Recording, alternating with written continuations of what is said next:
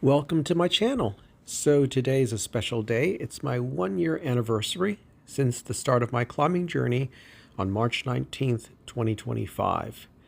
So I'm going to talk about the last year of my climbing while I've got this video of a climb I did today, which is marked as a 511 minus in my gym, and it's a project I've been working on top rope for a few sessions. So I was happy to get it clean today. But yeah, so I started with no climbing experience. I've done other sports before, predominantly tennis. And I decided I wanted to get into climbing and dedicate 10 years and train diligently for those 10 years and become the best climber I possibly can in that time. So we'll see what happens. So this is how my first year went.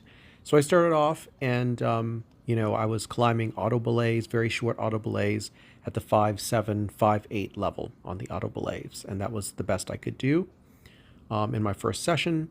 And as far as bouldering was concerned, I was able to boulder up to a V1 level my first session.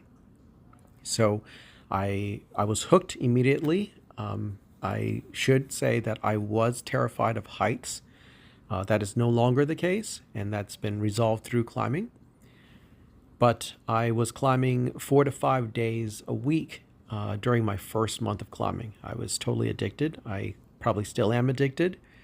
And so by the end of the first month, I had sent my first V2 indoors, and I had sent up through a 5.8 on top rope, and that's a 60-foot route. So I got belay certified for top rope within the first week, and continued this journey. I tried to figure out, how to help my tendons and fingers. The first month, my fingers felt fine, but I did start to feel some finger soreness after the first month. And, I'm a professional musician, so I wanted to protect my fingers.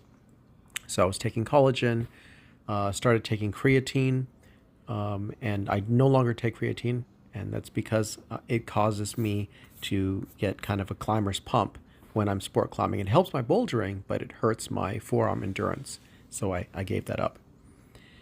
In June, I got lead blades and lead climbing certified and headed out to Japan and did some climbing in Osaka. So came back from that trip and continued climbing really hard. I was able to avoid any major types of injury. I did have some soreness here and there. I began integrating a very thorough stretching routine and also started this YouTube channel in June.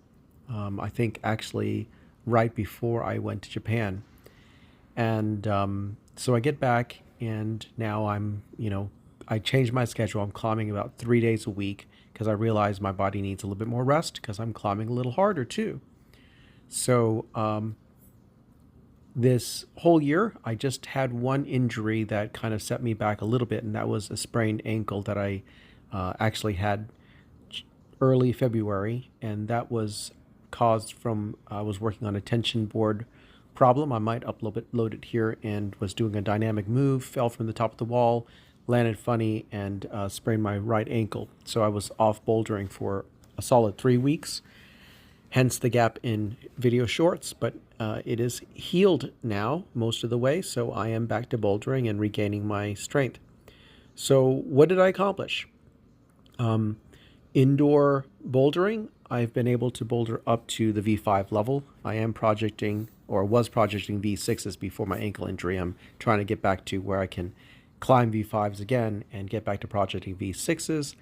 I spent a lot more time working on endurance because that was a weakness for me.